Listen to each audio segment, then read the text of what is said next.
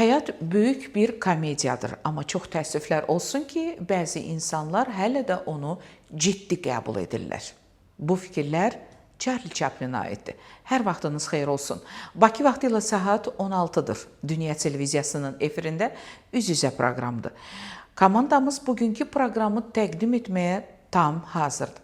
Artıq qonağımız da studiyadadır və böyük məmnuniyyətlə onu sizə təqdim edirəm. Xoş gördük sizi. Xoş gördük. Vaqif müəllim Abbasov bugünkü efirimizin qonağıdır.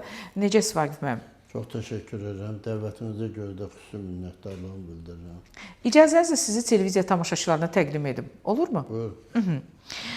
Azərbaycan Respublikası Elm və Təhsil Nazirliyinin Yusif Məmmədəliyev adına Neft Kimya Prosesləri İnstitutunun baş direktoru, kimya elmləri doktoru, professor, akademik Vaqif Abbasov bugün mən Könül Həbib qızı ilə üz-üzə əyləşib söhbət edir.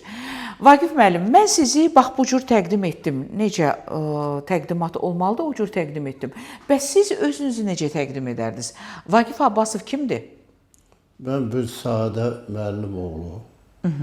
Bəy qızı doğulmuş, amma 55 il qalxozçu işləmiş bir ananın oğlu. Amma taleyimə elə gözəl valideynlər düşdü ki, mən onlardan həqiqi həyat dərsləri aldım. Taleyimə elə gözəl məktəb düşdü ki, ölkəmizin ən nüfuzlu məktəblərindən idi. Ölkəmizə 67 alim bəxş eləmiş, 14 kəndə xidmət eləmiş bir məktəbdə oxudum. Bəxtim elə gətirdi ki, ali məktəbdə də gözəl müəllimlərim oldu.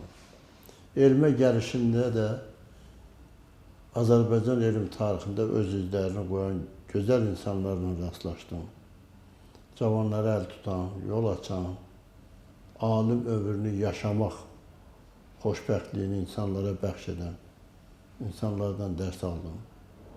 Və çox böyük nüfuza malik, 96 illik tarixi olan bir institutda 51 ildir çalışıram.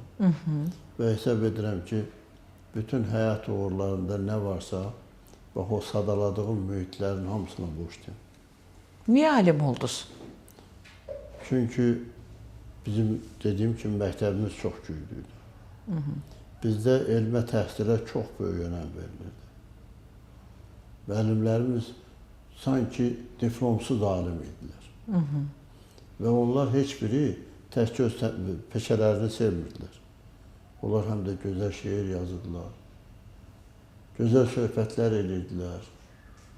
Elə adam vardı ki, eyni zamanda həm müəllim idi, həm də Miçurin qədər çox gözəl seleksiyaçı idi. Elə alim var idi ki, müəllim var idi ki, gözəl musiqi ifa edə bilirdi. Yəni, bax, bu mühit bizi yönəltdi bu sahəyə və o dövrdə ədəbiyyatda ən çox mətbuatda belə hallandırılan insanlardan biri dahi Yusuf Məmmədəliyev idi. Və o Yusuf Məmmədəliyevin varlığı, onun ucalığı, onun şöhrəti, məndə belə bir hiss oyatdı ki, alim olmaq çox önəmlidir və çox şərəflidir. Niyə kimya sahəsinə üstünlük verdiniz? O dövrdə SSRİ-də belə bir problem qoymuşdular ki, əgər ölkənin kommunizmin qurulmağı istəyiriksə, mütləq elektriklənmə və kimyalaşdırma olmalıdır. Və kimyaya çox böyük önəm verilirdi. Və mənim də taleyimə çox gözəl kimya müəllimləri düşmüşdü.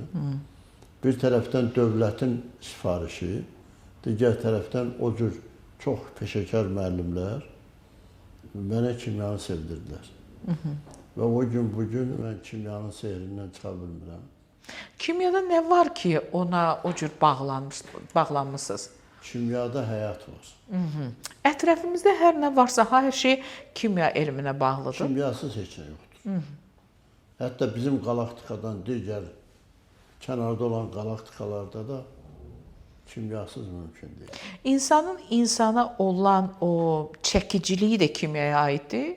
Bəli. Bütün daxilimizdə gedən proseslərin hamısının mahiyyəti kimyəvi maddə. Əgər bir insan digər insanı sevirsə, orada da kimyanın rolu var? Var.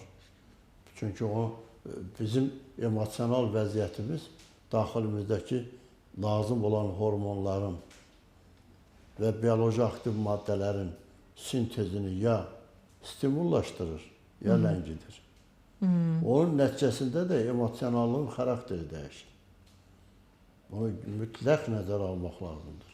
Vaqif müəllim, proqramımız başlayarkən mən Charlie Chaplindən sitat gətirdim. O vaxtında söyləmişdir ki, həyat bir komediyadır. Doğrudanmı? Həyat böyük bir komediyadır. Həqiqətənmi bu belədir? Eyni zamanda fikrinin ardı olaraq söylər ki, çox təəssüflər olsun ki, bir çox insanlar bunu ciddi qəbul edirlər. Onu ciddi qəbul edirlər. Əslində Charlie Chaplin dünyanın sevilən artistidir. Amma o fikri yanlışdır.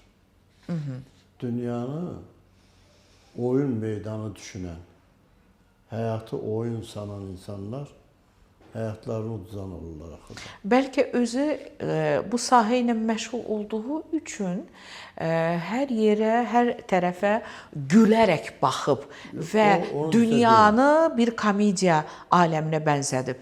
O öz emosiyalarını tamaşaçıya çatdırmaq üçün o yolu seçib.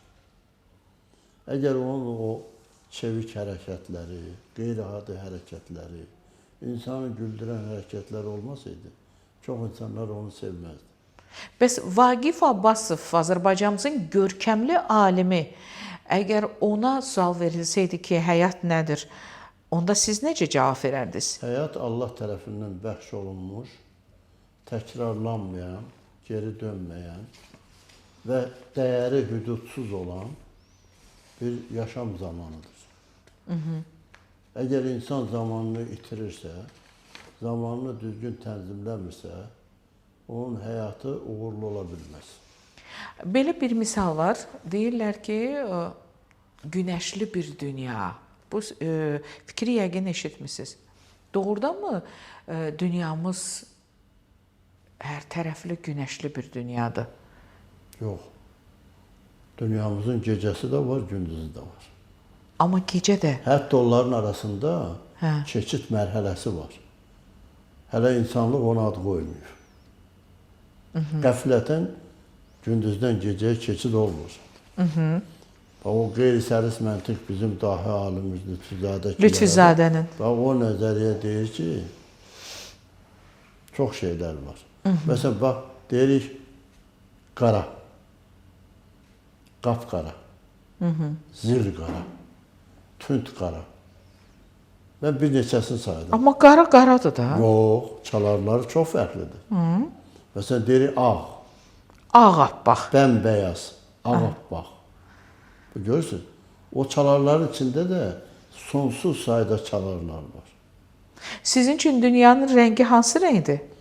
Mən dünyanı olduğu rəngdə görməyi sevirəm. Hər şeyi olduğu kimi sevmək istəyirəm.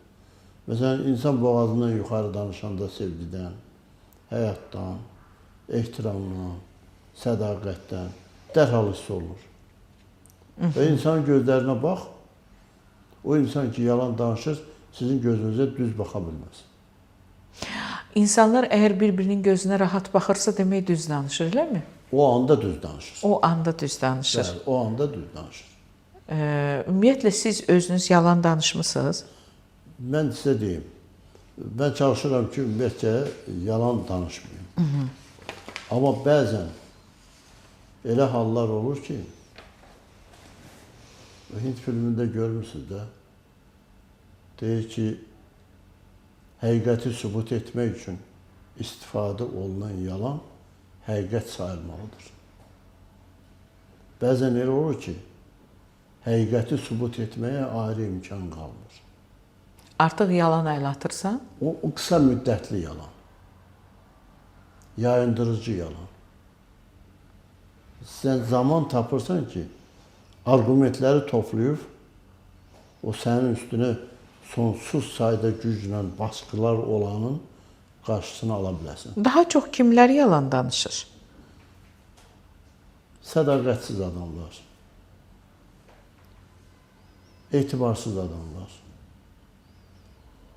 Maddini sevən adamlar. Siz tez-tez yalana müraciət eləmisiniz? Qəti. Sizin qapınızı yalan tez-tez döyüb? Çox. Açmısınız onun üzünə qapını? Yox. Nə demisiniz? Demisiniz Ben evdə yox ha? söz deyim. Ben bugün 51 ildir eyni institutda çalışıram. Laf aspiranturadan tutmuş, bugünkü baş direktora qədər çox əzablı yol keçmişəm. 13 il yataqxanada qalmışam. 16 kvadrat metr sahəsi olan bir otaqda. Üzr istəyirəm, orada 3 övladım dünyaya gəlib. Orada böyüyür. Ben Allah ömür çalışmışam versin. ki, elmə o adamlar gəlsin ki, onlar həqiqi alim olsunlar. Ben 58 alim hazırlamışam. 58 alim hazırlamısınız. Bəli, onlardan 16 elmlər doktorudur. 42'si fəlsəfə doktorudur. Və bir neçəsi də bu ilin sonuna qədər müdafiə edəcək. Və mən onlarla fəxr edirəm. Və onların yanında alnım açıq, üzüm ağdır. Deyirlər Vaqif Abbasov canlı ensiklopediyadır. Bu fikirlə razısınız? Mən özümə o yükü götürmərəm, amma kifayət qədər biliyim var. Mən çox kitabı sevənəm. Özdən müxtəlif istiqamət. Siz kimyaçısınız, amma sizə filosof kimi də yanaşanlar var. Yox, yanaşanlar yox. Mən özüm həm də sayıram paralel kimya ilə bərabər ola biləcək fəlsəfi düşüncəli bir adam. Çünki bilirsiniz, həyatı dərk etmədən, onun mahiyyətini anlamadan, baş verən hadisələri duymadan, onlara yanaşma tərzini formalaşdırmadan cəmiyyətdə normal yaşam olmaz. Onda yanaşma düzdür. Yəni sizə olan yanaşma düzdür. Sadəcə olaraq mən o çərçivəni götürürəm ki, məsələn, mənim söz düzümlərim var, mən ona şeir demərəm. Aha. Heç vaxt. Məsələn, mən dünya dağılsa, mən yazıçılar ittifaqına özüm yazılmaram. Çünki o böyük şairlərə hörmətim var. Mən amma hisslərimi yazıram, duyğularımı yazıram. Kim mənə qadağan bilər ki, mən atamı tərənnüm etməyim, xalqımı, dövlətimi tərənnüm etməyim, anamı tərənnüm etməyim. Həyatda baş verən hadisələrə öz mövqeyimi o dildə bildirməyim. Amma Ramiz Rövşən, Vahid Əziz, indikilər sahib, Bəli. Səməd Vurğun, bu il Bəxtiyar Vahabzadənin 100 illiyini keçirəcək. Bəxtiyar Vahabzadə. Bunları oxuyduqca görsən ki, Rəsulurda belə şairlərin yanında durub demək ki, mən də şeir yazıram, qəbahətdir. Hətta vaxtında mən dedim ki, ey şeir dünyamız, söz Allahımız, Nizami babamız bağışla məni. Hürufi məsləkli söz peyğəmbəri, Nəsimi babamız bağışla məni. Və o sətirləri yazanda da mən üzrxahlıq elədim. Təsəvvür edin ki, bizim son 500 ildə dünyaya meydan oxuya bilən 66 aşığımız olub. O xalq ədəbiyyatını yaradan insanlar olub. Bunları oxumasan, məsələn, Zəlimxan Yaqubun Peyğəmbər poemasını mən bir nəfəsə bir neçə dəfə oxumuşam. Düz söyləyirlər də siz canlı ensiklopediyasınız. Bu saat siz kimyadan yox, ədəbiyyatdan danışırsınız. Yox, mən verirəm də. Yenə də deyirəm, bu ensiklopediya anlamı çox sərt anlamdır, ağır anlamdır. O yükü mən çilimə götürə bilmərəm. Amma kifayət qədər məlumatlıyam və bir dənə şey deyim ki, insanın beyni sərqə-səhmanı sevən bir bədən üzvüdür. Orada hər şeyin öz rəfi var. Ora xaotik toplanış yeri deyil. Bax, mənim bir dənə üstünlüyüm odur ki, mən bildiyim informasiyanı çox sərqə-səhmanlı o rəflərə yığmışam. Onda gəlin hissə toxunaq da bəzi məsələlərə. Biraz öncə biz yalan danışan insanlardan danışdıq. Necə düşünürsünüz? Qadınlar daha çox yalan danışır, yoxsa kişilər? Mən ona cinsi mənsubiyyətə aid etməzdim. Bəzi alimlər söyləyir ki, kişilər yalan danışa bilmədikləri üçün yalan danışırlar. Yox. Bu tamamilə yanlışdır. Bu Cem Yıldız bu fikri söyləmişdi. Bir nəfər də söyləyir ki, ümumiyyətlə bəzi bəylər, kişilər həqiqəti sevdikləri üçün yalancıdırlar. mən onu... Əgər həqiqətini sevirsənsə, niyə yalancısan? Yox, ümumiyyətlə yalan uydurulur bir neçə səbəbdən. Birinci, insanın dünya görüşü kasıb olur. İkinci, dünyanın insanın o anda analitik təfəkkürü kifayət qədər olmur. Üçüncü, insanın malik olduğundan gücdən çox istəyi olur.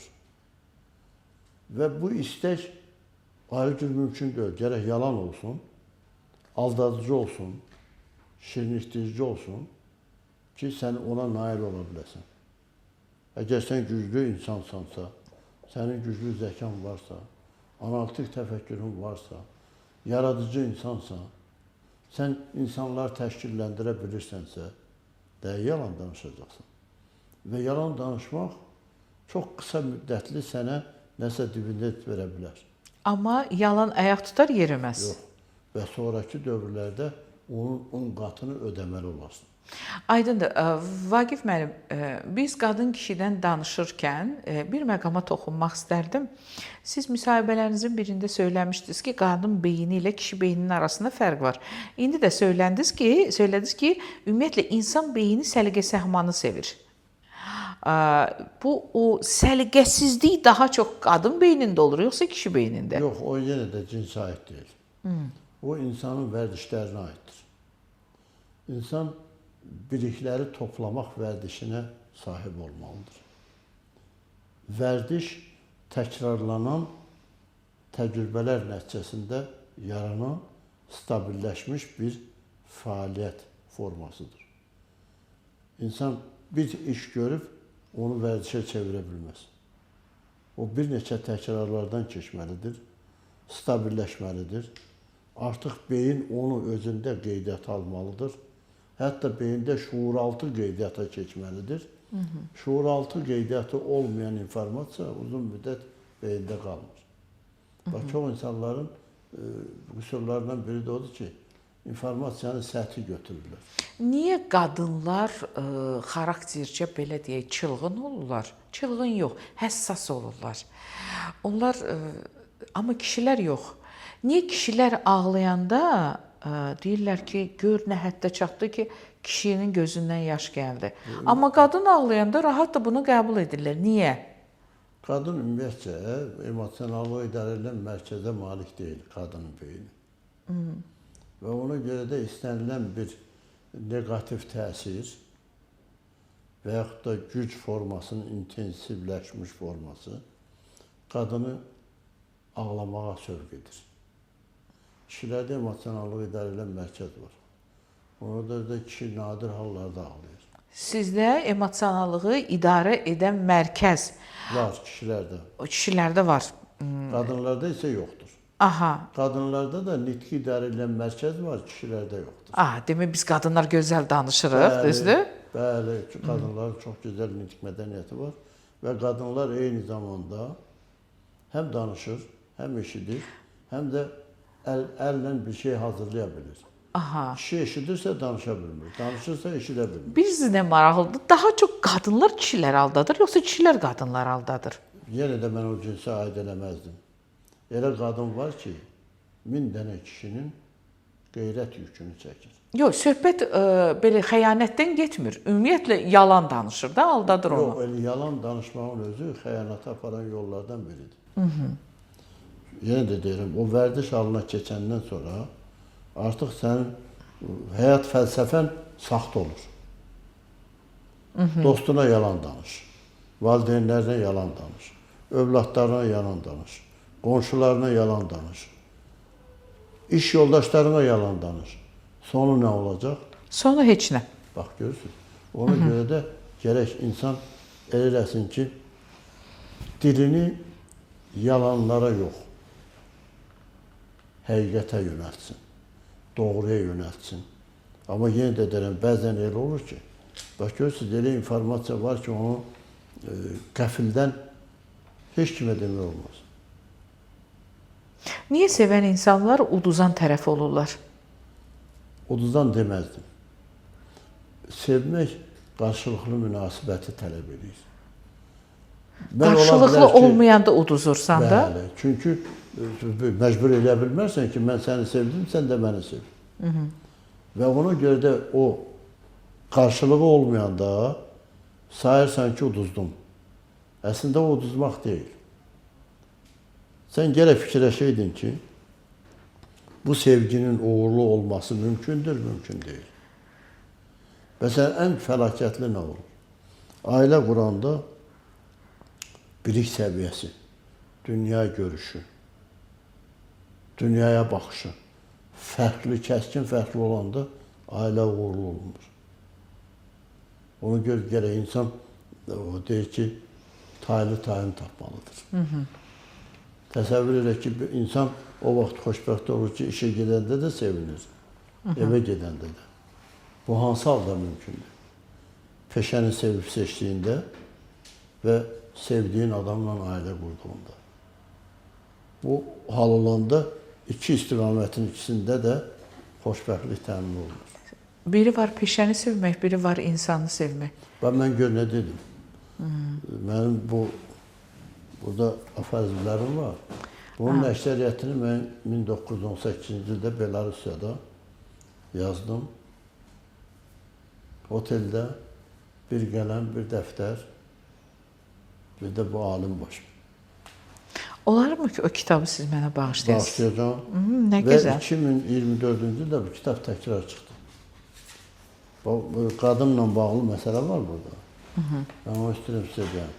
Buyurun. Və mən yazmışdım ki, sənin həyat qurduğun qadın peşəsindən, vəzifəsindən, əsl nəcabətindən asıl olmayaraq ən azı sənə bərabərdir. Ən azı sənə bərabərdir.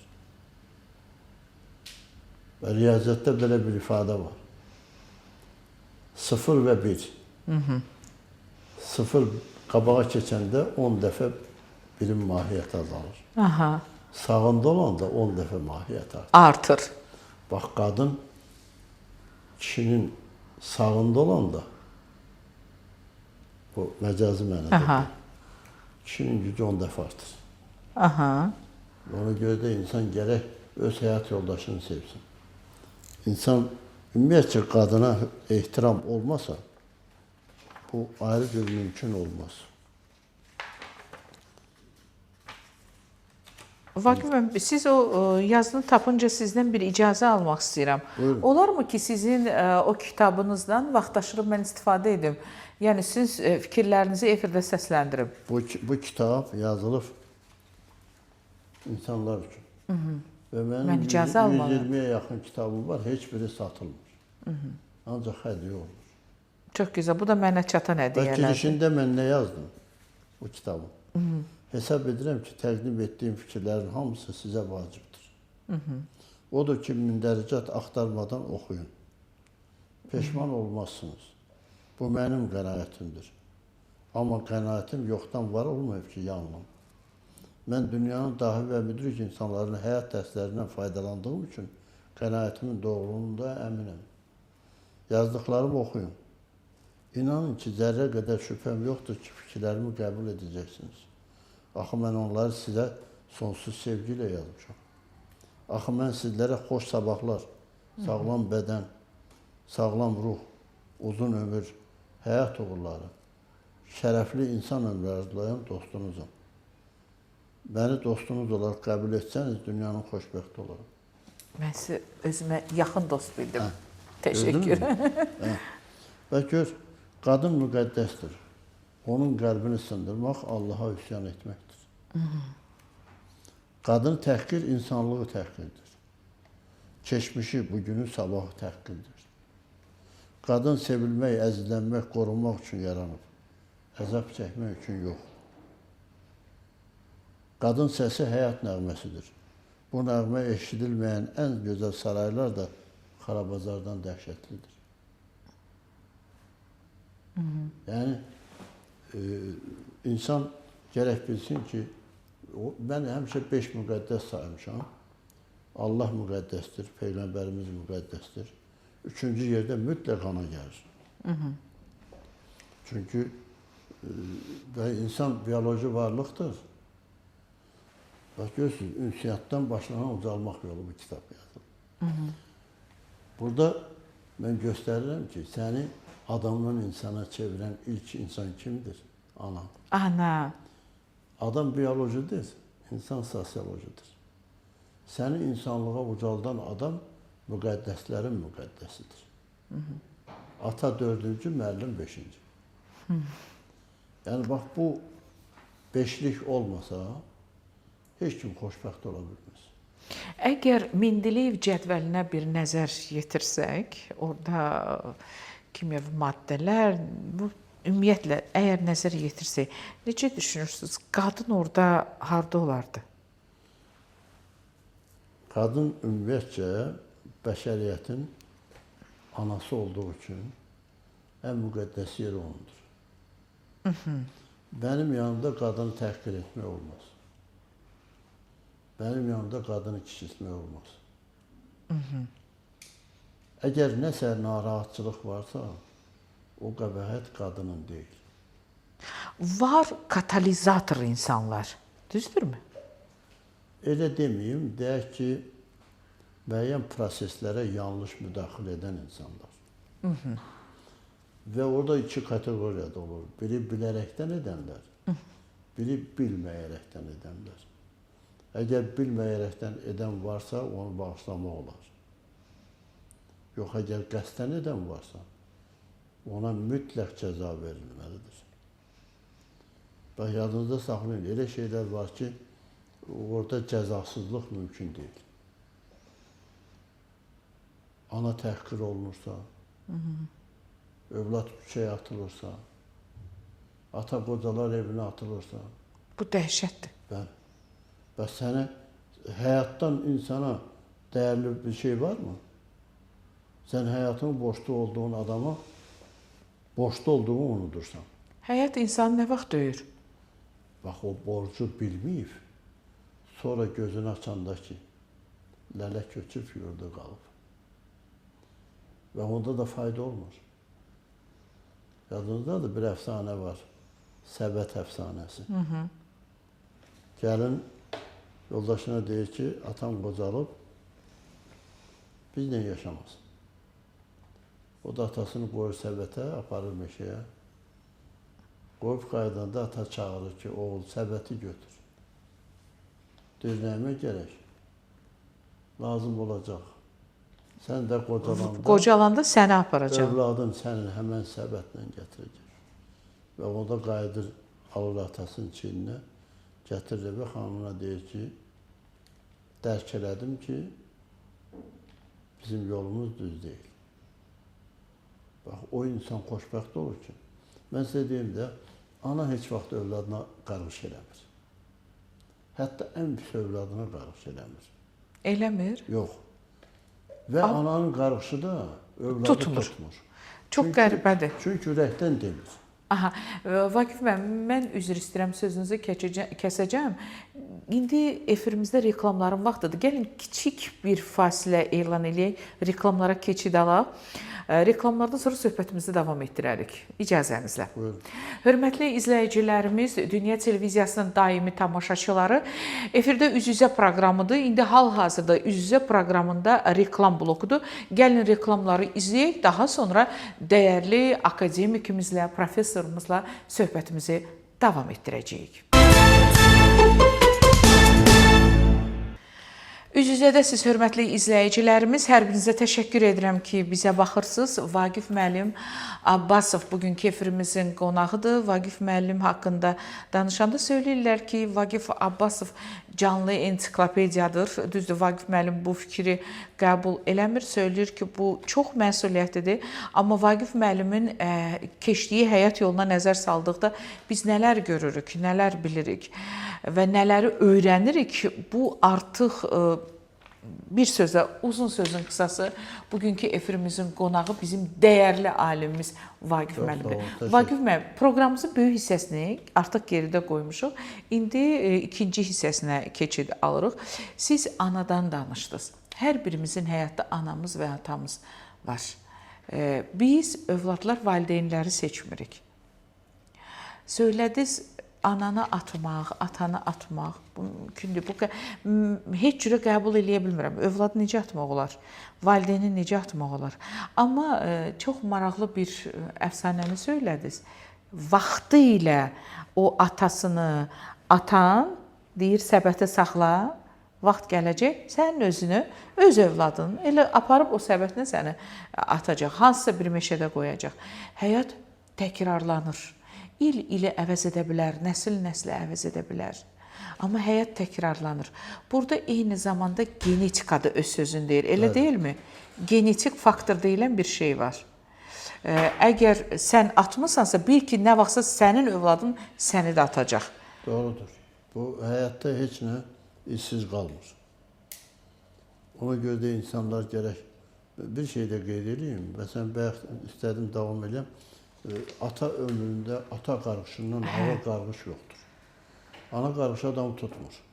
Qəribədir. Çünki o ürəyindən demir. Amma ağlayır axı ana. Yox. Ana qəlbini dəyəndə ana ağlayır axı. Ana ilə genetik bağlılıq var. O elə bir ki, qarğış eləyəndə öz parçasını eləyir. Ona görə də nə qədər istəsə də içində özünü boğur. O qarğışın gücü bir 100 dəfələrlə azalır.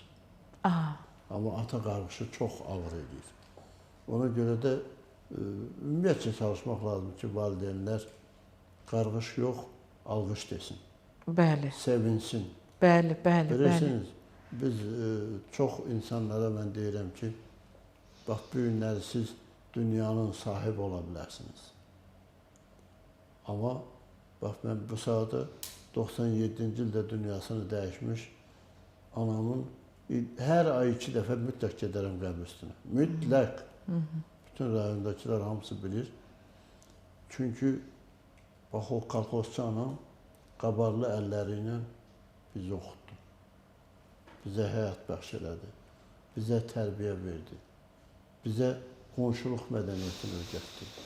Bizə el-obaya sahib çıxmaq mədəniyyətini öyrətdi. 100 ildir bizim qapıda çəpər yoxdur. Məktəbimizə atam kəsə yolla uşaqların getməsi üçün bunu edir. Anam qazan asardı, o qazanın çox vaxtı içindəki yeməkdən bizə pay çatmazdı. Çünki o keçən qonşuları anam dəvət edərdi.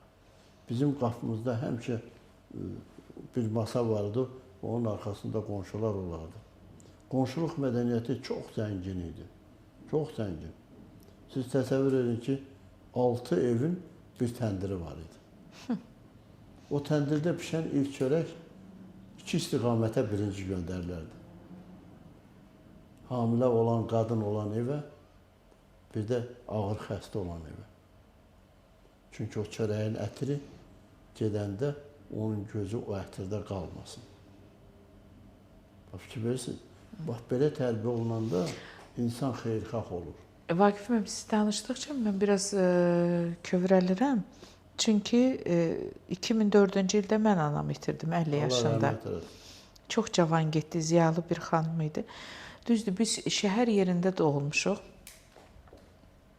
Bizdə təndir yox idi, ancaq anam hər zaman deyərdi, əgər yaxınlıqda 2 canlı bir ana, qadın varsa, xəstə varsa, mütləq, əgər o iyi gəlirsə, mütləq birinci ona verməlisiniz. Mütləq. Bu bizim Azərbaycan Ehsan xalqının, olur, birinci o qapıya getməlidir. Bu Azərbaycan xalqının qanunlaşmış həyat tərzidir. Artıq 21 ildə anasızam və 21 ildə ildə 4 dəfə Quran tapşırılır, ehsanlar verilir və hər zaman da qazan açılanda anamın dediyi kimi eləyirəm. Birinci xəstələr, hamilə qadınlar, yaşlılar, onlar nəzərə alınır. Ondan sonra isə Allah qəbul eləsin hamısı üçün digər insanlara ehsan verilir. Bu elə bir ki, nəsildən nəsilə gələn, ötürülən əsas xüsusiyyətdir. Bu ənənə çox vacibdir. Milli mənəvi dəyərlər deyirik. Bax, bunlar qorunub saxlanılmalıdır. Görün bizdən sonra da onlar qorunub saxlanılacaq yoxsa yox? Var. Bax, mən sizə deyim ki, çox gözəl gəncliyimiz var. Sadəcə olaraq bəzən elə olur ki, yenə deyirəm, biz böyüklərin xətaları gündən o gənclik düz yoldan sapınır. Onlar bizi görür. Biz nə desək, onlar onu tərqim edir. Ona görə də biz çalışmalıyıq ki, özümüz dürüst olaq. Özümüz səliqə səhmanlı olaq. Özümüz övladlarımıza sahib çıxaq. Bəli. Məsələn, mən bir şey deyim, bu yaxınlarda mən bir yazı yazdım.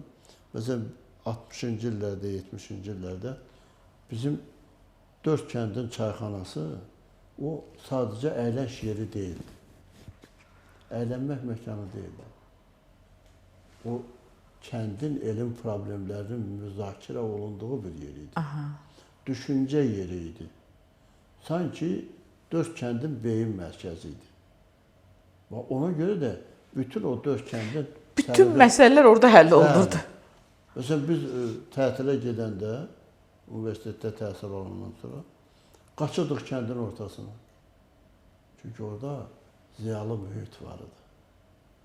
Orada analitik söhbət var idi. Və orada baxmırdın, elə traktorçu var idi ki, onlarla ziyalı deyilən insandan savadlı idi. Elə adamlar vardı ki, rayonun rəhbərliyi o bölgənin problemini həll etmək üçün o ağsaqqala müraciət edirdi. Yəni, bu mühit özünü itirməməlidir. Düzdür, bu son 30 ildə başımıza gələn müsibətlər, Ermənistanın bizə elan olunmamış müharibəsi, xüsusən də Qarabağ ətrafı bölgələrdə baş verən hadisələr, 1 milyondan çox məcburi köçkün qaçırmız. Bax, bu çətin həyat tərzi bəzi şeylərdə bizə ciddi problemlər miras kimi gəldi, çıxdı. Və indi biz mütləq suverenik. Bugün başımız dik, alnımız açıq. Ölkəmizin prezidenti, çox hörmətli prezidentimiz, Ali Başkomandamızın rəhbərliyi ilə bizim ordumuz misli görünməmiş qalibiyyət qazandı. Bəli. Bizim torpaqlarımız sterilləşdi. Mən özüm o Qarabağ bölgəsində 30 il o cəhənnəmi yaşamışam. Nəslimizdə bir neçə şəhidimiz var. Allah rəhmət eləsin. Ölənəcə rəhmət. Bütün şəhidlərimiz bizim üçün doğmada əzizdir. Qazilərimiz, mən çox sevirəm ki, ölkəmiz də, dövlətimiz də, xalqımız da o şəhid analarına, ailələrinə çox böyük diqqət və qayğı göstərir. Bəli. Mən bir dəfə demişəm, bunu təkrar deyirəm. Biz o qəhrəmanlıq eləyən diplomsuz saydığımız insanlarla fəxr eləməliyik. Bəli, tam doğru. Hər şey diplomla ölçülmür. Tam doğru. Düzdür, şəhid olanlar arasında, qazi olanlar arasında həm diplomlularımız var, həm də diplomsuzlarımız var. Amma diplomsuz olanları bəzi hallarda başqa mövqedən baxıldığı üçün mən deyirəm ki, biz bunu etməməliyik. Biz həmən o diplomsuz qəhrəmanlıq edən adamların həyatı boyu borcundan çıxa bilmərik. Canları bahasına bizi qürur yaşatdılar. Bəli. Mən 39 ölkədə olmuşam. Çox vaxt başımızı qaldırıb xarici ölkədə gəzə bilməzdik.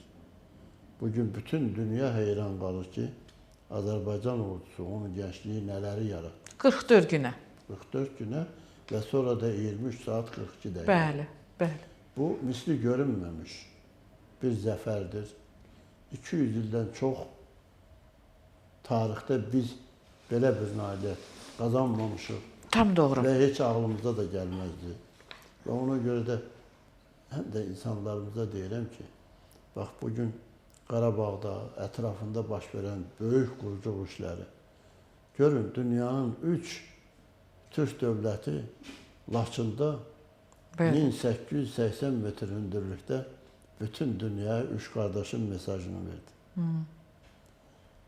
Cəmsi 150 kilometr məsafədə 3 beynəlxalq hava limanı. Bəli. Füzuli, Zəngəlan, Laçın. Olduqca möhtəşəm. Laçın aeroportu da beynəlxalq aeroportu ən hündür. Əslində dağ kəsilib, dağın üstündə 3 kilometr uzunu, 60 metr enində evmə qalxma zolağı var.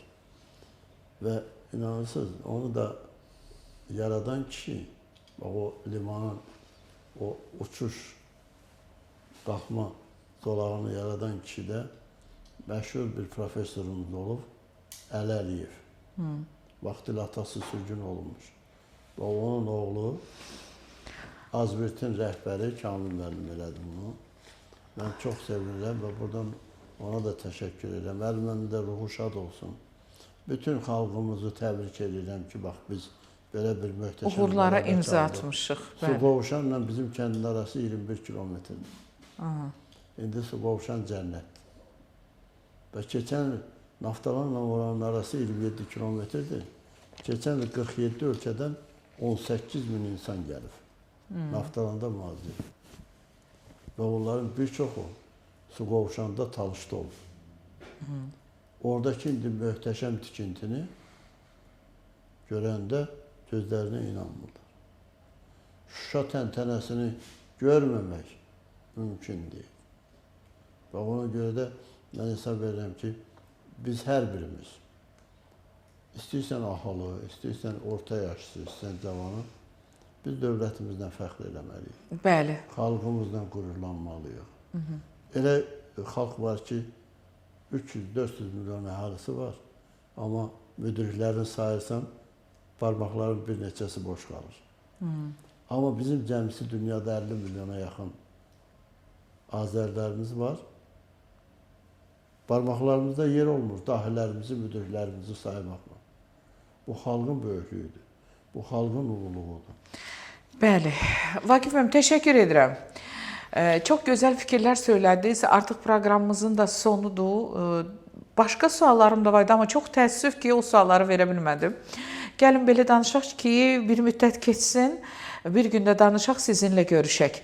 Çünki suallarım qaldı cavabsız. Amma çox gözəl bir sonluq da oldu. Biz dövlətimizlə, xalqımızla, elimizlə, obamızla, Azərbaycanımızla fəxr eləməliyik. Çünki bizim Azərbaycan bugünün Azərbaycanı, sabahın Azərbaycanıdır və sözümüzlə imzamızı qoyub nida işarəsində qoyuruq. Biz bununla ancaq və ancaq qürurlana bilərik. Liderimizlə qürurlana bilərik. Təşəkkür edirəm. Çox sağ olun. Mən də sizə təşəkkür edirəm. Studiyanıza, televiziyonunuza təşəkkür edirəm. Bu xalq tərifə layiqdir. Bu dövlət tərifə layiqdir. Ölkə rəhbəri sevilməyə, dəstəklənməyə layiqdir. Bəli. Əgər dövlətin və xalqın birliyi olmasaydı, biz bu zəfərlərin heç birini qazana bilməydik. Onu da yaradan kimdir? Ölkənin rəhbəridir. Biz birlikdə güclüyük. Və ulu öndərin də ruhu şaddır. Bəli. Onun bütün arzuları hamısı bola-bol həyata keçdi. Bəli. Təşəkkür edirəm. Sağ olun. Vaqif Abbasov bugünkü efirimizin qonağı idi. Azərbaycan Respublikası Elm və Təhsil Nazirliyinin Yusif Məmmədəliyev adına Neft Kimya Prosesləri İnstitutunun baş direktoru, kimya elmləri doktoru, professor, akademik Vaqif Abbasov mən Könül Həbib qızı ilə üz-üzədə oldu. Bugünə bu qədər Vaqif müəllim, saat onu göstərir ki, biz sağollaşmalıyıq. Sağ olun, təşəkkür ederim. Bizə ayrılan efir vaxtı sona çatdı. Dünya televiziyasına baxırsınız, baxmaqda da davam edin. Bugünə isə bu qədər. Diqqətinizə görə təşəkkür edirik. Sağ olun.